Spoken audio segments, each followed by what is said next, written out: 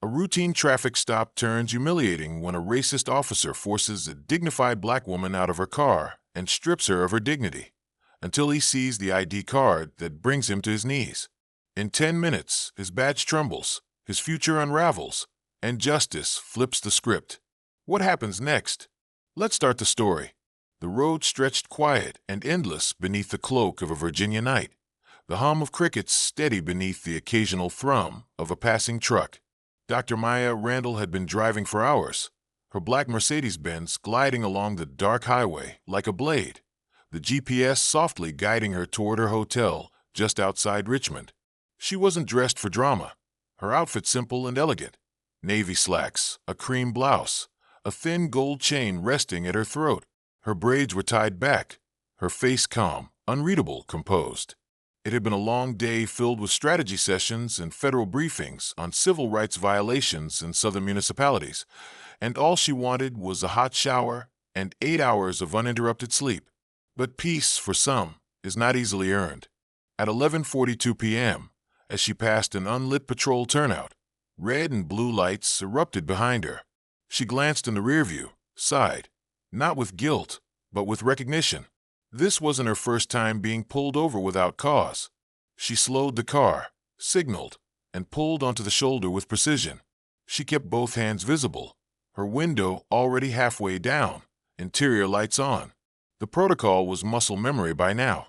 The patrol cruiser's door creaked open, and out stepped a white officer with a shaved head, broad shoulders, and an air of disdain as thick as the humidity. Officer Grayson, badge glinting, approached slowly, with one hand near his holster. "License and registration," he barked, flashlight aimed at her face before she could speak. Maya met his gaze, her voice steady. "Good evening, officer. May I ask the reason for the stop?" Grayson sneered. "You didn't signal back there." "Actually, I did," she replied, her tone polite but firm. "My turn signal's automatic. The dashcam will confirm." He stiffened, not used to being corrected. "License and registration." "Now." Maya nodded, slowly retrieved both, and handed them over. Grayson took the documents, glanced at them, then looked back at her. "Maya Randall," he repeated, squinting as if the name tasted wrong. "What brings you through this part of town?" "I'm here on federal business." "Uh-huh." He didn't ask what kind. Instead, he stepped back and motioned with his flashlight. Out of the car. "Excuse me," she asked, surprised. "Step out of the vehicle." "I don't consent to a search," she said carefully, "and I'd like to know the legal basis for this demand." "You look nervous. Could be hiding something. Get out." Maya paused, heart steady but senses flaring. She knew the law. She was the law, at a level this man couldn't begin to imagine. But she also knew how fast dignity could be stolen on the side of a road. So she stepped out slowly, her back straight, her voice quiet. "This is a mistake." "That's not your call to make," Grayson growled. He ordered her to place her hands on the hood.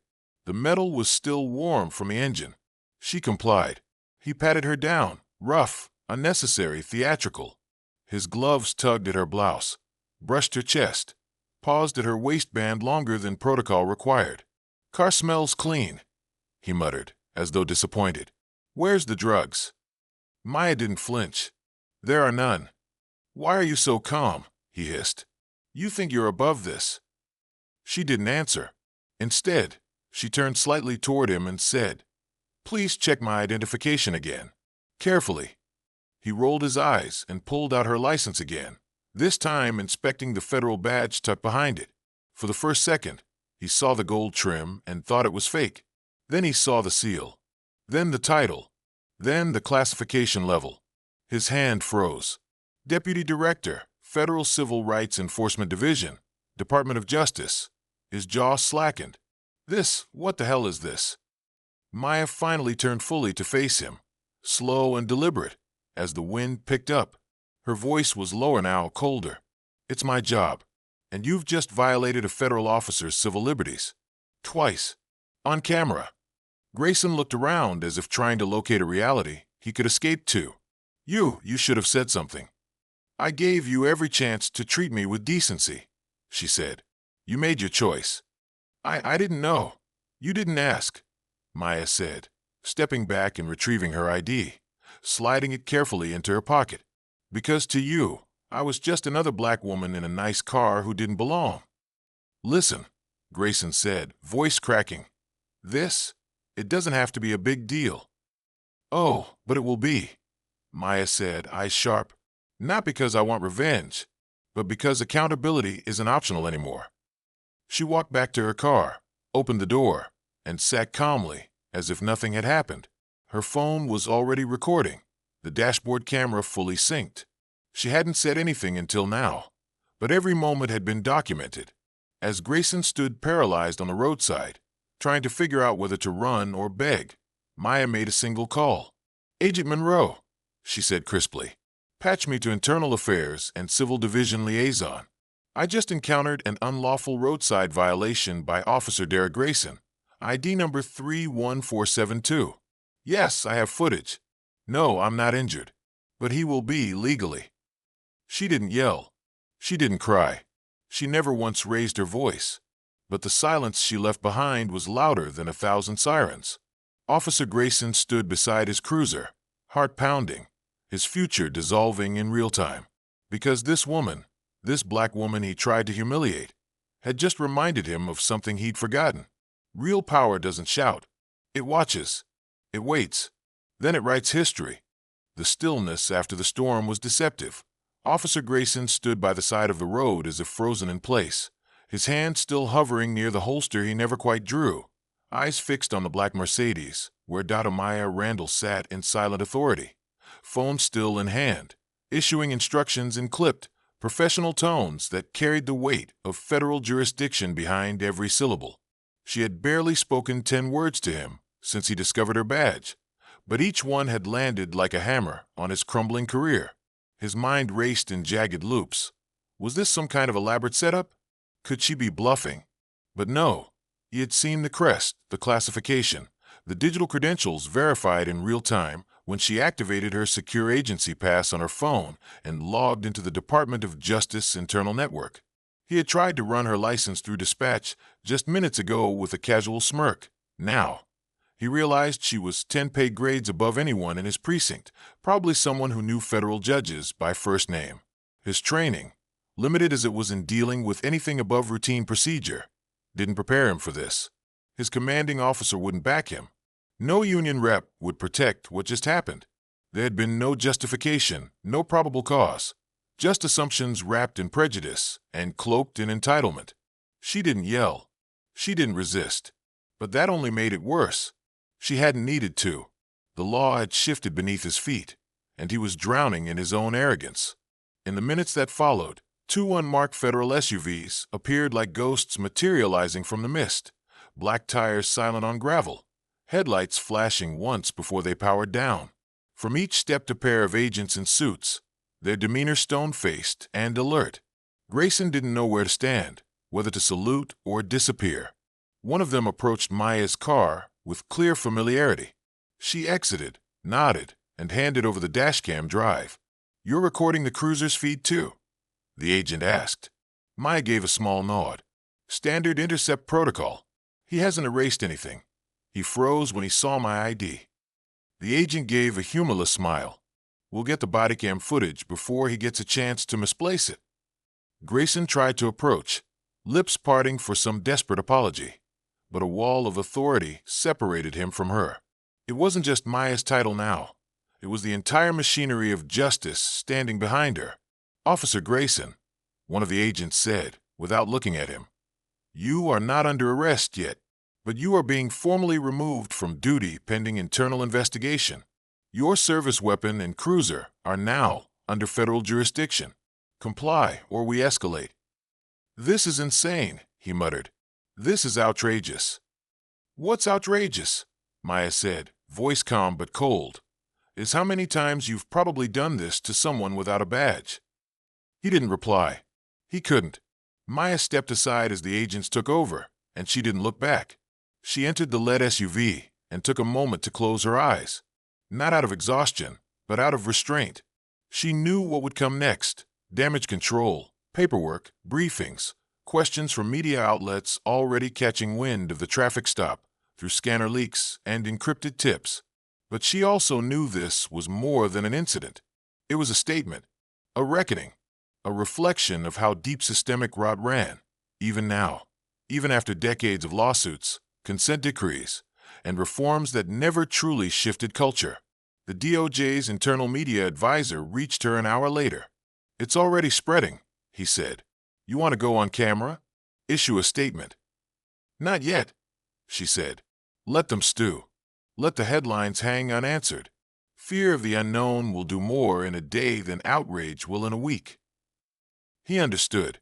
Meanwhile, Officer Grayson was processed through internal holding, stripped of badge, weapon, and access privileges. His superior, Captain Mark Reeves, called Maya directly, not to apologize, but to minimize. "It's unfortunate what happened, Dr. Randall," he said smoothly.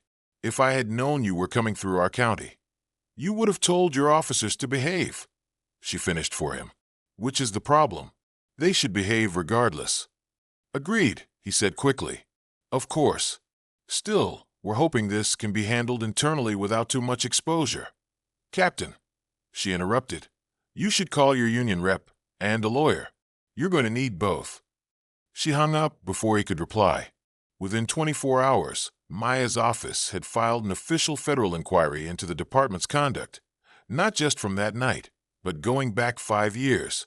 Complaints of racial profiling, civil rights violations, unlawful searches, all buried, all conveniently disappeared. But Maya had a team of analysts pulling every digital thread. The officer wasn't an isolated case. He was the norm, and the department had protected him, like it had protected dozens of others. As the investigation unfolded, media outlets began picking up the story in waves. Initially, the headlines were vague. "Senior DOJ official targeted in traffic stop," but soon the details emerged. "Black woman pulled over, humiliated. Turns out she's one of the most powerful civil rights enforcers in the country."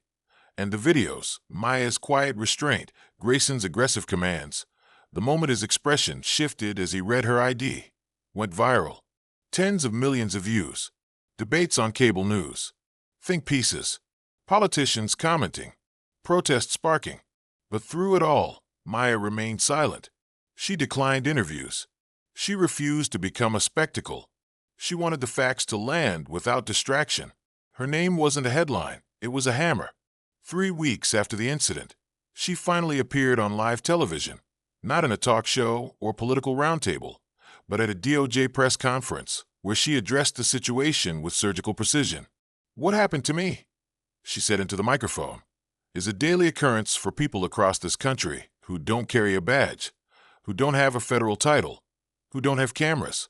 It happened because a system built on power, without accountability, will always mistake silence for permission. I was silent that night because I knew my power, but millions are silent because they fear for their lives. That stops now."